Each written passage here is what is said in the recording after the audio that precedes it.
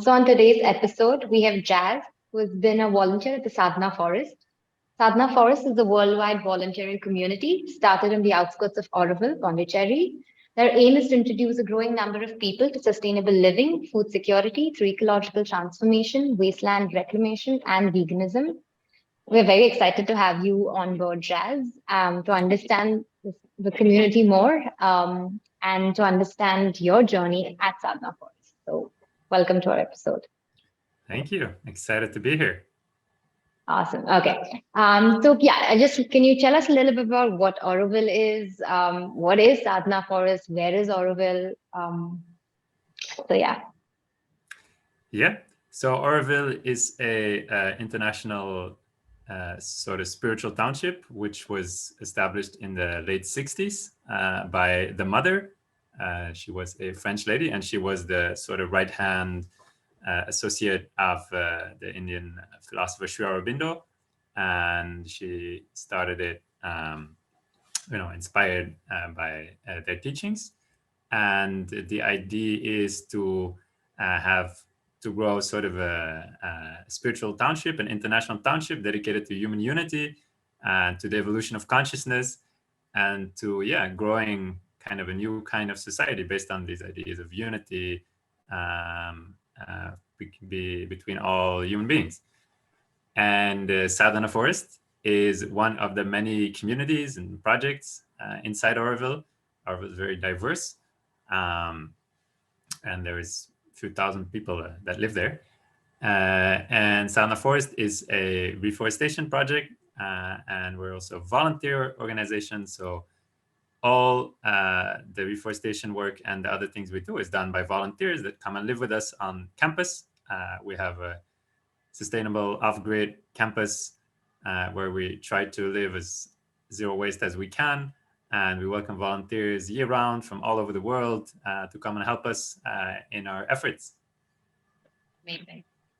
And what is the core philosophy of Sadhana Forest? And how did this community-based model even come to being? The core philosophy of Sadhana Forest, I think, is compassion. And compassion in a concrete, practical sense of the word. It's not like we sit and meditate here all day and do yoga all day. Some people do these things, and that's fine. And these things are great, but we are focusing on how to engineer compassion, so to say, how to manifest that in a concrete way, and how to engineer a way of living together as a family, as a community, that nourishes compassion, and that the way we organize our lives together is conducive towards compassion. And that also what we do, our activities, are growing our compassion and our compassionate presence in the world. And the most concrete manifestation of that is a reforestation effort. We're in Sadhana here, we are focused on doing seva, selfless service, karma yoga.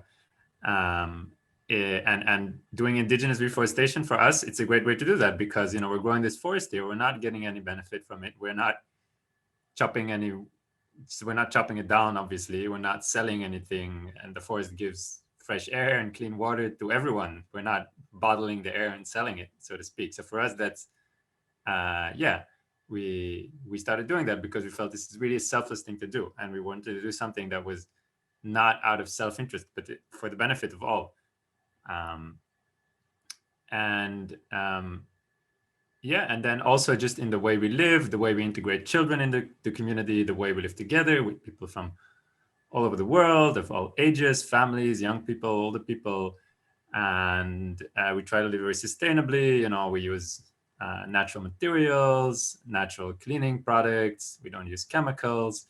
We compost. We conserve water. We're vegan. We don't play competitive games, for instance, because we want to nourish a spirit of togetherness and collaboration rather than competition, and so on. These are all, concrete ways for us that we want to engineer compassion. How did it come about? Nobody really knows. I mean, I can tell you how it went historically, but in the end, there is something there that, some kind of Yeah. Something special and miraculous that happened that we never, what allows people to come together in such a simple and open way. It's there's a kind of grace to it, which happens when we just allow ourselves to open up and connect, and not want to control, in a sense, but just allow our hearts to open. That sounds very philosophical, and maybe, but more concretely, the project was founded by a community, by a family. This Mm-hmm. family just wanted to live their lives in a way that was according to their values, and they were looking for other communities, but they didn't feel like they could really fit in anywhere because they were vegan.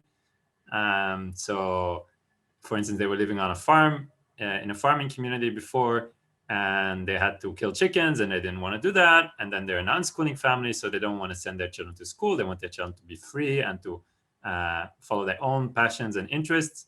And that was also complicated. So in the end, they had, and they didn't, and they wanted to really do seva, so they weren't interested in doing business. Actually, the founder, he was came out of the business world, and he was done with that. Mm-hmm. He wanted to stop making money. Uh, Not that there's anything wrong with that, but that was his aspiration at the time, to Mm-hmm. do something really selfless. And the other communities they were in, there was also some business aspect to it. They were selling some products or asking money for things. So yeah, they just had to start their own place, and then they hoped maybe that maybe a few families would want to come and live with them. And little did they know what would happen next. After 4 days, the first volunteer just showed up randomly. Like, he overheard some people talking about it in the street, and he just showed up. And there's been volunteers ever since. And somehow they were drawn to this place, even though when they started it, people said they were crazy. We're a substance-free community, we're a volunteer community, so we don't make money here. We're a vegan community. People said, who's gonna want to come there, nobody. It's a bit away from the center of town and all that, but yeah, somehow people came because they connected to this vibe, to this energy of compassion that they were trying Mm-hmm. to live. And for them, it was, yeah, the core was just, sadhana means it's your path, it's your practice, what you Mm-hmm. do in order to grow. It's in Sanskrit, etymologically, it means something like the focus on the truth. So they just wanted to live their truth, and truthful in their own way. And then people somehow saw that and felt that and related to that and wanted to be part of that. It's amazing. And talking about volunteering, I think you are from Europe. You have been in Sadhana Forest for 5 years. How do you even come across this place? And what inspired you to volunteer in such a remote area in India? So how did your journey into Sadhana Forest even start? I ask myself this question regularly, and I just honestly, I feel blessed and lucky to be here and to have the conditions to be here.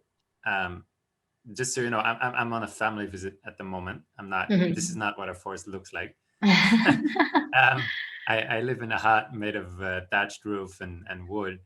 Um, but yeah, more concretely, I heard I was looking to live in community. I had a regular job as a teacher, and it was great, but I felt unfulfilled. I felt like it's not truly. I can't truly live from my heart. Like, I have to fit into a system, an institution that I didn't really make, and I feel like I couldn't fully express who I was and how I wanted to live, and I couldn't fully be myself in that environment. Even though it's nice to be a teacher, and I love teaching, but I felt something wasn't really right for me, and so I wanted to live in community, because I had spent time in some communities before, just after college. I also traveled a bit, and I really liked that. And then, yeah, a friend told me, you have to go to Sadhana Forest. And that friend Okay. never had even been there. She just said, Jazz, you have to go Interesting. to Sadhana Forest. I was like, okay, this is a sign. Again, where does it come? I don't know. Some kind of grace that happened. And yeah. Um, and I came there, and I just felt like I just walked in, and it was like there was a load that fell off my shoulders, and I could just come at be at ease and just be myself. And like, I felt somehow there were like masks and expectations dropping off of me. It's not like we sit around and do nothing all day. We do a lot of seva, but I feel when I live in community, and when the community tries to be open and welcoming to all, then we don't have to cut ourselves into pieces. Before that, I had my professional life, my private life, I had this hobby, that hobby, and I had all these different roles that I was playing. And I felt, no, I just want to be myself, and also discover, like, who am I really, and how do I Mhm. really naturally, what is the most natural way for me to be and interact with people. And yeah, I felt I could really be myself, and of course I could also really serve from my heart and do something that I was really aligned with and that I fully believed in, and therefore it was easy for me to to give all my energy to it. Amazing. And okay, so I personally have been to Sadhana Forest. Great. I didn't get the chance to, yeah, I didn't get the chance to volunteer. However, I did go there with my parents. I've been there a couple of times, and how does this small community, and I had that meal, and they're your hot, amazing vegan meal. So Oh, how do you even thanks. how do you go? I mean, how did this community A start? Becoming vegan. What was the step, and how do you guys do it? You're like, I think, a small number of people cooking for variety. So many people and like who come and visit Sadhana Mhm. Forest. So how do you guys even manage that?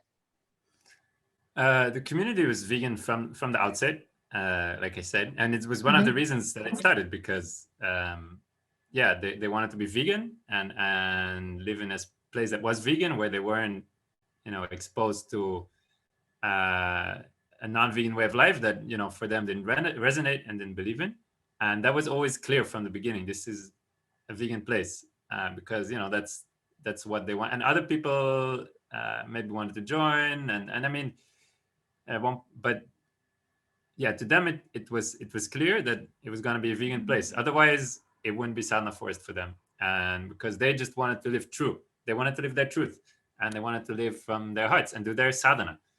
Um, how we cook for people. Yeah, I think. I'll- well, first of all, again, I remember I came to Sadhana Forest. I never really cooked in my life, and they said, "Okay, so now you live here, so you can cook." And I was like, "Oh my god, what do I do?" And the first time I cooked, I almost set the kitchen on fire. Uh, but and I never imagined myself. But then a few months later, I was cooking for 250 people. How Wow. did this happen? I really don't know. And now I love cooking, and I just enjoy. And I love the fact that we're doing this. This is for me. In India, there's a saying, "Atiti Deva Mhm. Bhava," treat your guests like gods. And I think it's really beautiful and it's really powerful. It's a powerful act of love and compassion to feed people. Like it's and something I really love also about Indian culture. It's very much more alive there still than it is in my culture. Like to feed people, it's an act of love. It's what your parents do. It's what you do for people, and you don't. People come, and everyone that comes as our guests, we feed them. We give them a meal, and they are guests. We don't ask them to pay anything for it. We would be offended if they would pay for it. And we want to feed people and want to nourish people and want to bring people together. And I think eating together is a very powerful way to do that. Like the way we sit together. So you've been to the place, so we all sit together on the floor together in the same. Like it doesn't matter who you are, where you're from, how much money you have in the bank. We're all sitting together on the floor and we're eating the same food, and we're all wait for everyone to be served, and then we eat together. And no questions asked. Anyone can come and join. And for me, it's very powerful. And yeah, we really make that one of our priorities. Also, every Friday night we invite lots of people to come for our eco film club and tour, and to feed them. And also really not just because we don't say the food is for free, because people think when you give stuff for free, like it's something cheap and not valuable. No, Mm. for us we say it's a gift, because for us it's valuable. And we every time we invite people on our Friday night, we really do our best to make the best food possible, because we want to uh, there's many cultures where they say happiness goes through the belly, and it's true. Like if people are well fed, if they then they connect. And yeah, we also want to give people a pleasant experience of veganism. Like um, we are not activists in the sense that we don't want to tell people how they should live their lives. We just want to live honestly our lives and what we believe in, and then people are free to come and take from that whatever they want and whatever they connect to. And yeah, for many people it's like their first introduction to vegan food. And if that's a very Yeah. nice and tasty and pleasant introduction. It's a great way to introduce people to that, and send people home with, with the full, like we always want. It's our top priority that there's enough food for everyone. We don't want to send anyone home on an empty stomach. And yeah, for me, it's how do we do it every time? Honestly, again, I don't really know. Somehow we pull it off because yeah, this is really important for us, and to do this. Yeah. True. And how does, I mean, what has the work that Sadhana Forest has done? I know it's just not in Auroville, but it's in the Northeast as well as Kenya.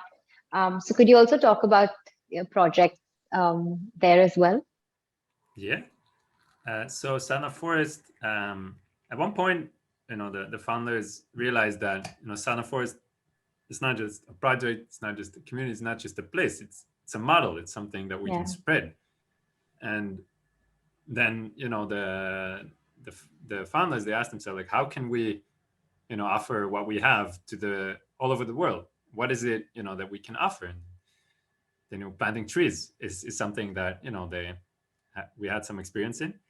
And then specifically, we felt called to go to places which are quite remote, hard to reach, where people are suffering, and where there's not a lot of NGOs, which are kind of off the beaten track. And specifically, also went looking for places where people are malnourished, where there's hunger.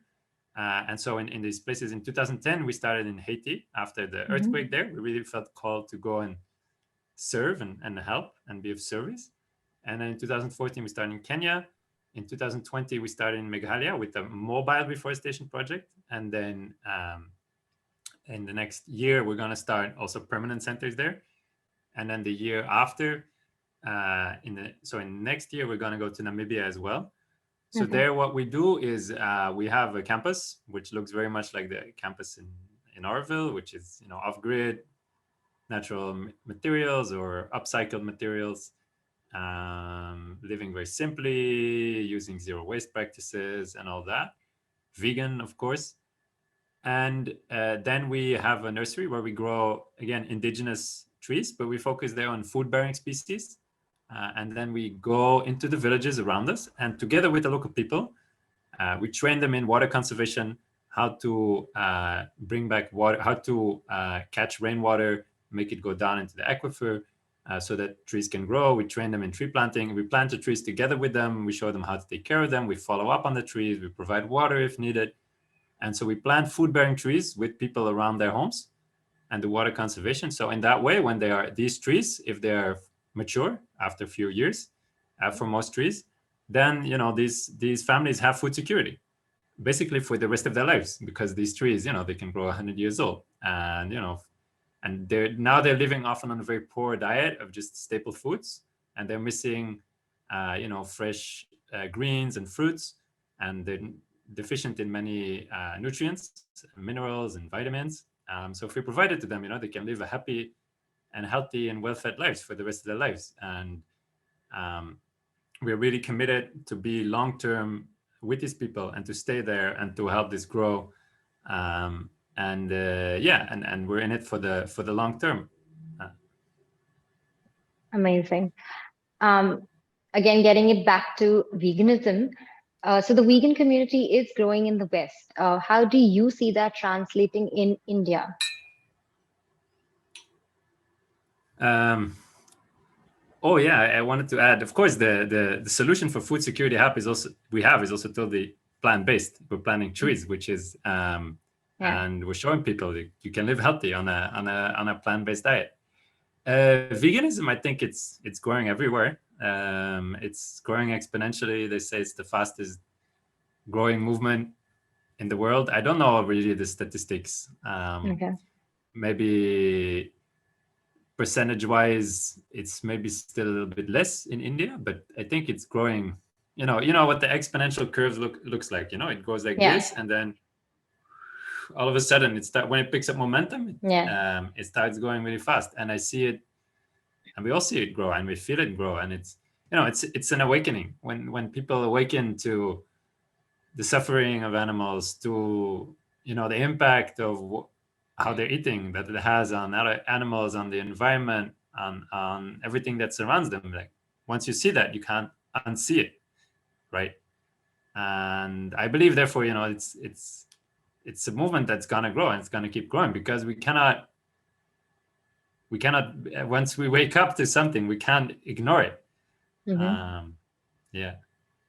And I mean, I know you're a vegan, so being vegan, is that one of the easiest things you have done so far? Thank you for asking the question in that way. People usually ask me like, "Oh, it must be really hard to be vegan," and I'm like, "No, it's the easiest thing."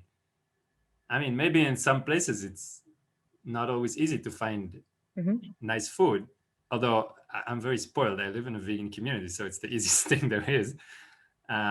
But for me, it's the easiest thing. Like it's crystal clear to me. I don't want to eat any animal foods. Like for me, it's not even food. It's just a product of animal abuse and suffering, and I don't want anything to do with it. And there's no doubt in my mind about it. And for me, living in Sadhana Forest, I was already vegan before I came to Sadhana Forest, but Okay. I never really, uh, yeah, my understanding of it was really very much deepened being in Sadhana Forest, being in a vegan community, speaking with a lot of other vegans, having a lot of long conversations and discussions. And it really became clear to me, like it's for me, it's just veganism. It's a social justice movement. It's like we ended slavery, and we're gonna end, hopefully, then we're gonna end animal food in the same way, because we're awakening to the fact that, yeah, that is not the right thing to do, and that creates huge amounts of suffering.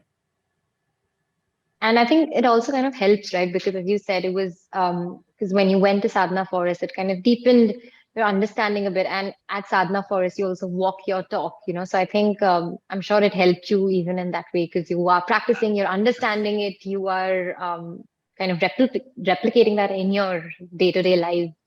Yeah, and there's many people there. I've been vegan for a long time with a lot of knowledge about it. We have lots of great books. We show documentaries, and I mean, yeah, it's so easy for me, and I do admit, like when now I'm on a family visit, and it feels a bit odd, again uh, Mhm.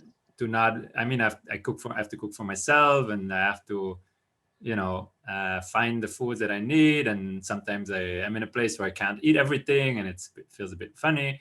And yeah, I just realized I'm really spoiled, living in a vegan community, and then even being in South India, I can easily go to a vegetarian restaurant, and if I don't, most of the food served there is vegan, like the curd and the buttermilk they serve on the side, so I can just not take that. And yeah, it's so easy.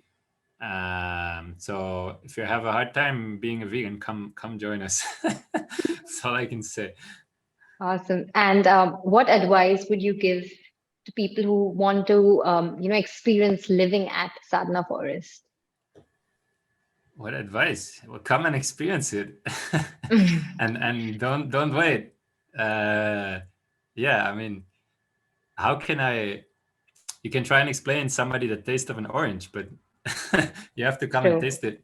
Um, and yeah, don't wait and don't hesitate, because often I meet people like, oh yeah, but at first I have to do this and that commitment, and Yeah. there's always going to be something, right? I mean, unless it's like urgent emergency situation. So, and even you can bring your family, you can bring your children. Um, just come. If you don't have clothes, we will give you clothes from our free store, because we have a free store. um, and yeah, if we will feed you, and we will give you accommodation, and everyone that's really committed to be here and really wants to learn and grow with us, we will do what we can for them to support them while they're here. Yeah, so come. And I think this question also kind of comes from like I have visited Sadhana Forest many times, but I don't know if I will be able to take that next step of even staying in the community. And that's something that just kind I don't know scares me. Will I be able to do it? What I don't know what is kind of stopping me. You But there's totally always can. that. I believe in you. So yeah, there's always this barrier. Like, will I be able Hmm. to? Will I miss, the comfort and luxuries back home? How am I going to cope up? But I guess Yeah. it's all in my head, There's only as you one. said. There's only one way to find out. Maybe you come and it's not for you. It's fine too. We don't take any offense to that at all. Then you've also learned something that you want to live maybe a little bit differently. It's fine. The minimum stay is only 4 nights. So if you True. can bear with us for 4 nights, and then you can still see. And if someone wants to join this community, how do they kind of go about if they want to reach out to Sadhana Forest? Is there a particular, is like reach out on Instagram, website? How does it usually work? Yeah, if anyone wants to come and volunteer, you can just message us on any of our Hmm. social media, or you can send us an email at india@sadhanaforest.org, and then we will send you all the information. And we'll send you, if you want more information, we can also give you our phone number, or you just show up. That's also fine. I mean, it's nice if we know that you're coming and we can plan for it, True. and Yeah. then we can send you the information, and then you somehow have an idea what to expect. And then you don't have any or you don't have as many unpleasant surprises. Um, but yeah, just message us. We will send you all the information you need. Awesome. Thank you. So we're coming to the end of our podcast. I have a few quick questions. It's like a rapid Okay. fire round where it's quick questions and quick answers. So yeah, the first one is if what would your alternate career option be? My alternate career option. Yeah. I don't know. It's a very good question. Like I often wonder. Like there's no place really like Sadhana Forest. Like I wouldn't know what else I would want to do. It's such a unique place. Maybe a teacher, but I don't know if I want to Okay. go back to that again. Maybe I would be some kind of sadhu or something. uh, yeah, Okay. that's what I sometimes feel. Okay. And what is like your go-to activity at the Sadhana Forest? Something that you just love doing?